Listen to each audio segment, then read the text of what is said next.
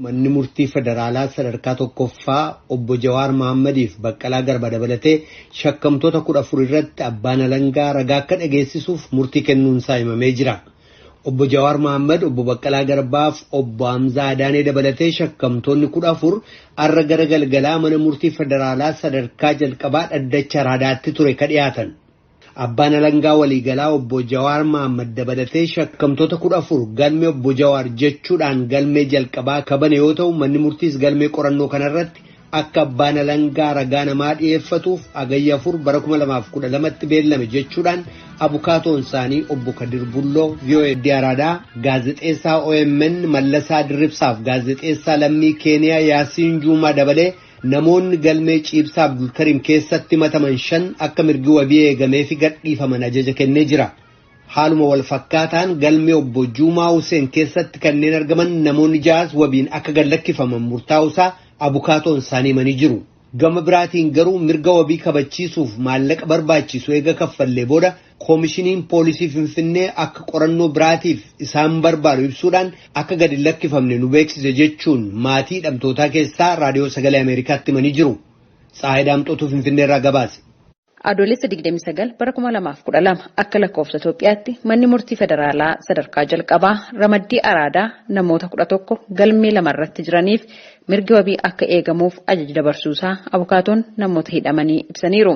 Galmee tokkoffaan kan gaazexeessaa OMN Oromiyaa Miidiyaa Neetwork Mallasaa Dirribsaa dabalatee namoota biroo 4 kan qabuu fi galmeen lammataa immoo galmee obbo Juumaa Huseeniin kan waamamu akka ta'eef yakkatti maamiltoonni isaanii shakkaman jechuun poolisiin qorachaa ture ibsaniiru. Abukaatoon namoota kanneenii obbo Kadir Bulloo.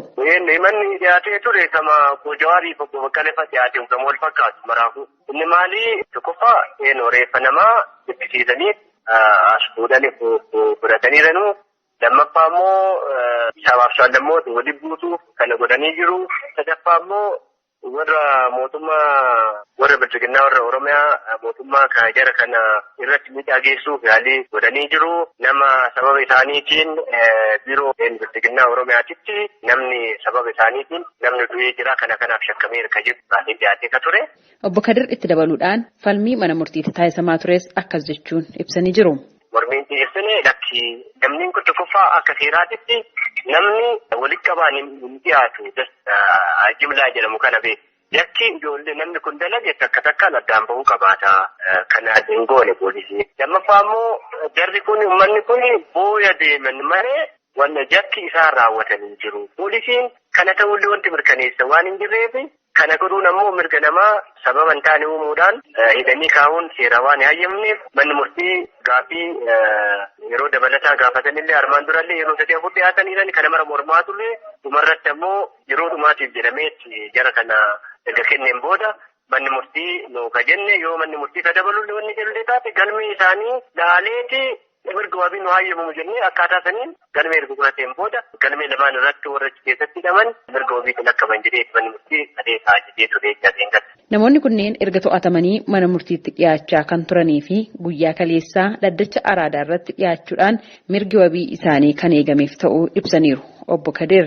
Nama 11 kan tokko duraa irratti 5 kan lammaffaa irratti immoo nama 6. Galmeen tokko kan Juumaa Huseen, Ibrahim Abdulatiif, Kiyaa Muhammad Jimaa, Moksaa Jimaa fi Alamaayyoo Galataa yoo ta'ani jarri kunniin qarshii 1000 wabiin akka ban ajajee jira. Biraammoo galmee lammaffaa immoo kan Ciibsaa Abdulkarim waamamu. Ciibsaa Abdulkarim, Mallasaa Dirribsaa, Fayyisaa Buusaa, Hasan Jimaa fi Yaasiin Jumaa Workooliin Osembo gurbaa Keeniyaa san jechaadha. Jarri kuni marti qarshii 3,300 baasanii akka wabiin ba'an manni murtii ajajee jira. Hidhamtoota kanneeniif mirgi wabii akka eegamuuf ajajni mana murtii irraa darbu hordofuudhaan maatiin hidhamtootaa maallaqa mirga wabii ittiin kabachiisan kaffaluun yeroo gara waajjira poolisiitti deebi'an deebiin kennameef akka gadi hin lakkifamne ta'uus ibsaniiru. Aadde Taaddalash Magarsaa haadha warraa gaazexeessaa Mallasaa Dirribsaati. Adeemsa ture akkas jechuun ibsaniiru. Kaleessa ganama mana murtiitti dhiyaatanii turanii 5 isaaniitu jechuudha. Sana booda mirgi wabii eeyyamamee fi manni murtii mirga wabii eeyyameefis ture. Qarshii 3,000 kanfaluu qaqqabuutti maatiidhaaf jechuudha.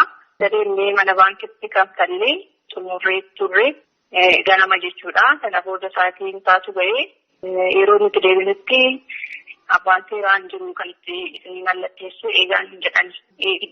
Qaama galgalaatti eegaatuma turre bakka biraatii beellama qabaa kanaaf hin jiru deebi'aan hin jedhani.